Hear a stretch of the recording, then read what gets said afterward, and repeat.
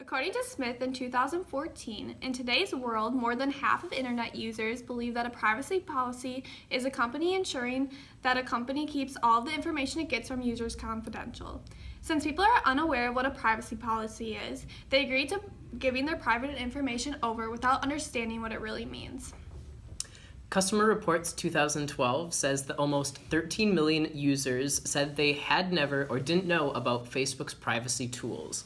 A lot of this alludes to the fact that privacy policies are printed in such small text that there is so much information in them and that nobody takes time to read them, according to Yang in 2016. Also, a lot of privacy policies are filled with jargon that only people who are writing them are able to understand, according to Smith in 2014. The problem here is that social media privacy policies are complex and difficult to understand. Think about it. When was the last time you read a privacy policy?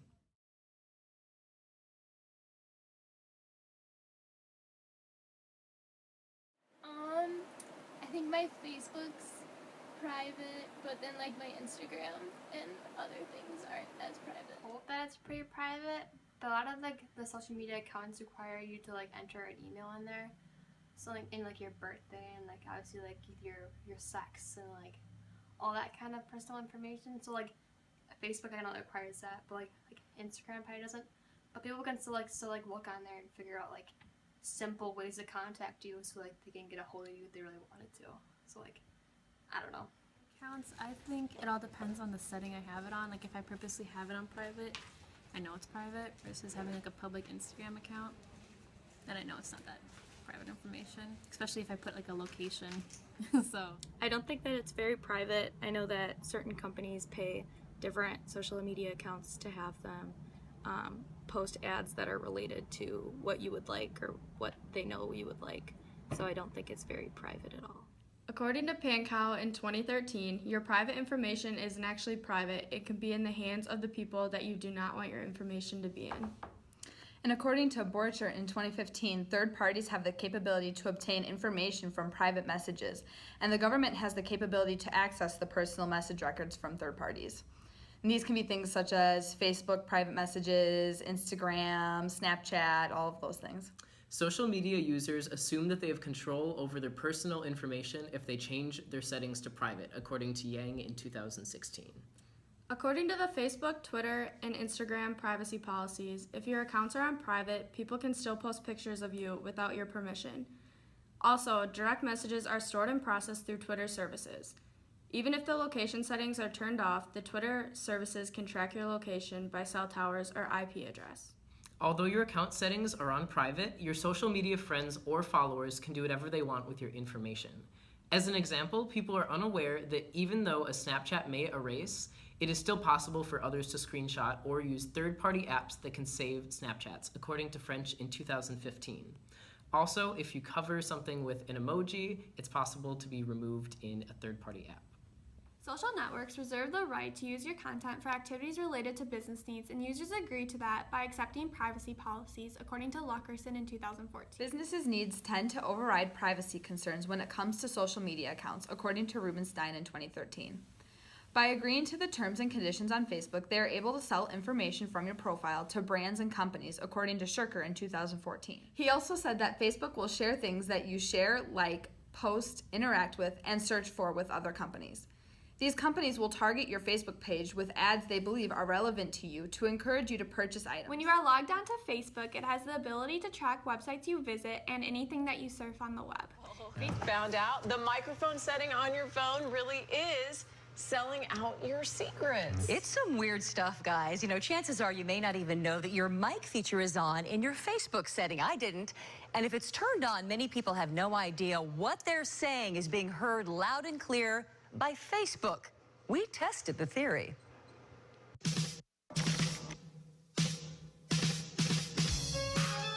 There's no doubt.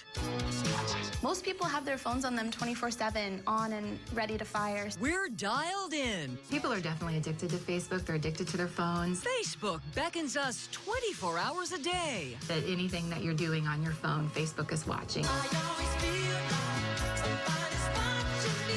But But watch what you say in front of this social site because it's listening. I don't think that people realize exactly how much Facebook is tracking every move that we're making online. The gateway to your secrets begins here with your microphone. Turns out when it's turned on, Facebook is eavesdropping. Anytime you're using your phone, Facebook can access that.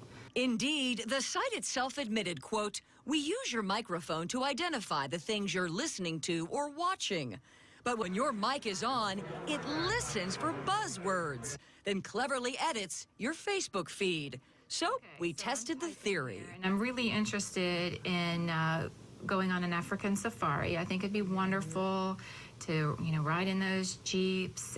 Less than 60 seconds after USF professor Kelly Burns talked about an adventure in Africa, the top post on her feed, yep, you guessed it, a safari story popped out of nowhere, one that had been posted 3 hours earlier.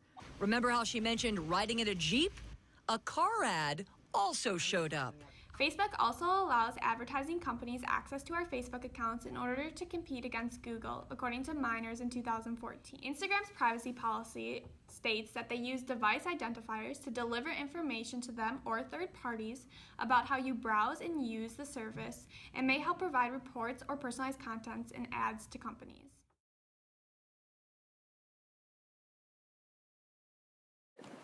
My Facebook, because I'm friends with my family. I would say Snapchat is my most private media. I don't really share my location or use like the story setting of it. I think there's not many accounts that are really private.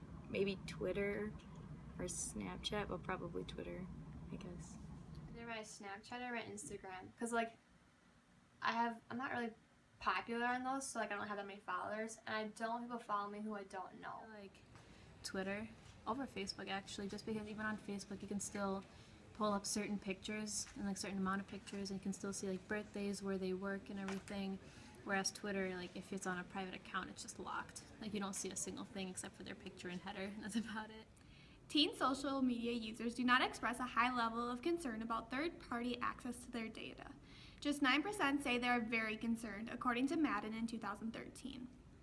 Social media users believe in a social trust in which they find or accept a follow on social media accounts, allowing their privacy to be invaded. The less privacy allows for a bigger social capital effect. However, privacy should outweigh social capital, according to Brandzag, Luders, and Jetney in 2010. Friends or followers are people that we do not know that well, and they are able to share any information you provide to them without you knowing, according to Browning in 2013. Also, according to Consumer Reports in 2012, a friend who runs an app on Facebook could grant access to your information. And when you accept a friend request or follow request, you are allowing that person to know what is going on in your life, and you are trusting them with the information that you are providing to them online, according to Pan Cow in 2013. According to Brandzag, Luders, and Jetney in 2010, people on your networks have control over what they share or post about you, and that is shown on your profile. And also share information when they believe it is necessary to prevent fraud or other illegal activities, to prevent harm and ourselves from harm. This includes sharing information with other companies, lawyers, courts, or other government entities, according to San Verano in 2013. Almost 13 million users said that they had never known or didn't know about Facebook's privacy tools, according to Consumer Reports in 2012.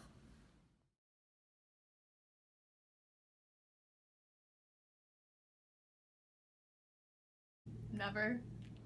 I can't remember. I don't think I've read a privacy policy from start to finish. Never. One time I downloaded Venmo and I read the first 5 lines. Other than that, never. According to Schwecker in 2014, social media accounts can change their privacy terms at any time that they please. According to Terms Feed, last updated in 2016, updates could ask for more personal information and other data from users that they previously did not ask for. Updating legal agreements to include a class action waiver can affect users' rights. According to Snapchat, Instagram, and Facebook's privacy policies, we can be notified in many ways about a privacy policy change. Instagram's privacy policy also states that they can modify or update their policy at any time, and suggests that we check back periodically to see if there are any updates. Snapchat states that they will let us know if the privacy policy has been updated by either revising the date at the top of the policy, adding a statement to their website's homepage, or lastly, providing you with an in-app notification.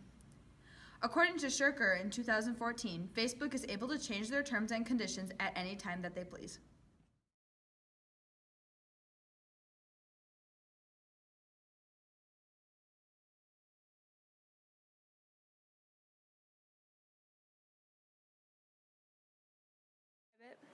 I could start checking my settings and start reading the privacy policies. I mean, if I want to keep it private, I know how to. Like, I just won't put my location on anything. I won't have my number linked with anything, and suppose just change your private settings, you know? I have public settings for a lot of my accounts. I could probably make them private or turn off ads, I guess. I don't know. So here are some simple solutions to be more knowledgeable about privacy policies and where your information is going. According to the Office of the Australian Information Commissioner, you should look for the following in a privacy policy. What personal information is collected, if sensitive information is likely to be collected, if your personal information is likely to be shared with a third party, if personal information will be disclosed overseas, How your personal information will be used and disclosed, how your personal information is stored and managed, how you can access and correct your personal information, and how you can make a privacy complaint. and here are a few suggestions of our own. Use Control F to type in key terms and become more knowledgeable. Look at update summaries before updating apps. Be aware of who you allow to see what is in your account and what information you are providing.